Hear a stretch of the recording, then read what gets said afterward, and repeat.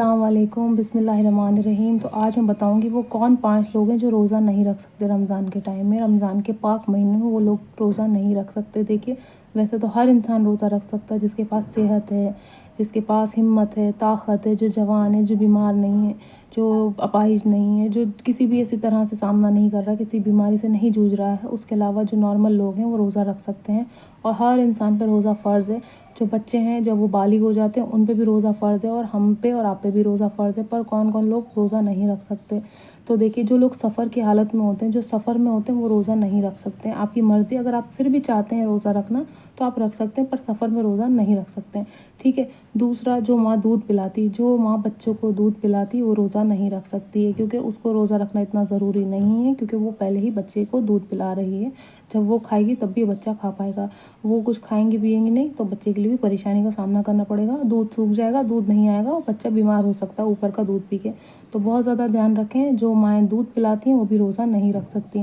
اچھا جی، جو لوگ اپاہج ہیں، ہے نا، جو لوگ معذور ہیں، جو ہینڈی کیپ ہیں، جو لوگ مطلب چل پھر نہیں سکتے، جن دماغی طور پہ بھی جو لوگ کمزور ہیں، مریض ہیں، ہے نا، جن کو دماغ سے سمجھ میں نہیں آتی باتیں، جو تھوڑے سے پاگل ٹائپ کے ہوتے ہیں، وہ لوگ بھی روزہ نہیں رکھ سکتے۔ اپاہج لوگ بھی روزہ نہیں رکھ سکتے، ان لوگوں کو بھی روزہ نہیں رکھنا ہے، جو ان سب چیزوں کا سامنا کر رہے ہیں۔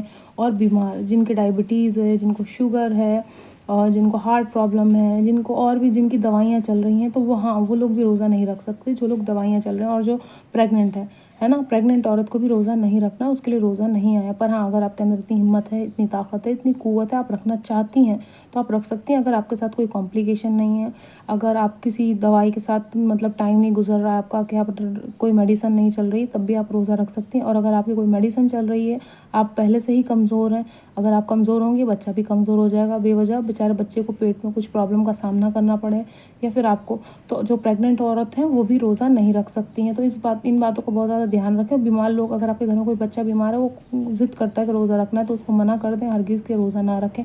کیا فائدہ، بیچارہ بچہ خوشی خوشی روزہ رکھے گا، اس کو وامٹنگ ہو جائے، یا اس کو لوز موشن ہو جائے، یا ڈی ہائیڈریشن ہو جائے۔ ویسے تو ایسا کچھ نہیں ہوتا ہے، پر اگر وہ پہلے سے ہی بیمار ہے تو اس کو یہ ساری چیزیں ہو سکتی ہیں، تو بہت زیادہ دھیان رکھیں۔ تو اس بچے کو بھی روزہ رکھنے کے لیے منع کریں آپ، جب وہ ٹھیک ہو جائے تب اس سے آپ روزہ رکھوا سکتے ہیں۔ اور جو لوگ زخمی ہیں، جن کے چوٹ لگی، جن کے خون نکل رہا ہے کہیں سے، یا کوئی تکلیف ہو گئی ہے، ان کو کوئی پریشانی ہو گئی ہے، کسی کے آپریشن ہوا ہے، وہ لوگ بھی روزہ نہیں رکھ سکتے۔ جو بیڈ پہ ہیں، جو بستر پہ ہیں، جو ہاسپٹلز میں لوگ ایڈمٹ ہیں، وہ لوگ بھی روزہ نہیں رکھ سکتے۔ اور اگر ہاسپٹل میں جو لوگ بیمار ہیں، ان کے ساتھ کوئی ایسا انسان ہے جو اس کی تیمارداری کر رہا ہے، دیکھیے کسی کی تیمارداری کرنا بھی ایک ثواب کا کام ہے، ایک جو ہے عبادت کا کام ہے۔ اگر آپ کسی کا خیال رکھ رہے ہیں، آپ ایک ایسے انسان ہیں جس کا خیال رکھ رہے ہیں آپ، اور اس وجہ سے آپ کا روزہ چھوٹ جاتا ہے، تو وہ بھی پروردگار کی عبادت ہے۔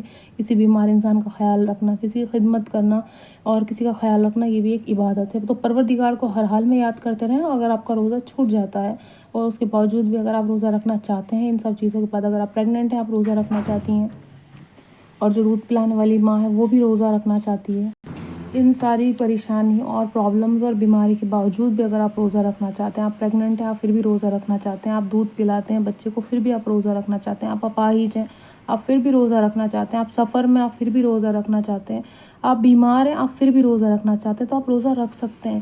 ایسا کچھ نہیں ہے، ثواب کا ہی کام ہے۔ پر اگر آپ کا روزہ چھوٹ جاتا ہے، یا آپ روزہ نہیں رکھ پاتے ہیں، تو آپ کو کوئی گناہ نہیں ملے گا۔ اگر آپ پریگننٹ ہیں اور آپ نے روزہ نہیں رکھا، آپ کو کوئی گناہ نہیں ملے گا، آپ بعد میں قضا روزہ رکھ سکتی ہیں، ایسا کچھ نہیں ہے نا۔ جو مائیں بچوں کو دودھ پلا رہی ہیں، وہ جب بچہ بڑا ہو جائے، سمجھدار ہو جائے، جب 3 ساڑھے 3 سال کا ہو جائے، اس کے بعد آپ روزہ رکھ سکتے ہیں، آپ قضا روزے رکھ سکتے ہیں جو آپ کے چھوٹ گئے ہیں، نارمل دن میں رکھ سکتی ہیں، آپ شعبان کے مہینے میں رکھ سکتی ہیں، آپ رجب کے مہینے میں رکھ سکتی ہیں، آپ محرم کے مہینے میں رکھ سکتی ہیں، اس کے بعد آپ رکھ سکتی ہیں کبھی بھی قضا روزے۔ تو ان حالتوں میں آپ روزے نہیں رکھ سکتے، اور اگر آپ کے روزے چھوٹ جاتے ہیں تو آپ کو کوئی گناہ نہیں ملے گا۔ تو ان سب لوگوں کو روزہ نہیں رکھنا ہے، اور آپ پھر بھی رکھنا چاہتے ہیں تو آپ رکھ سکتے ہیں۔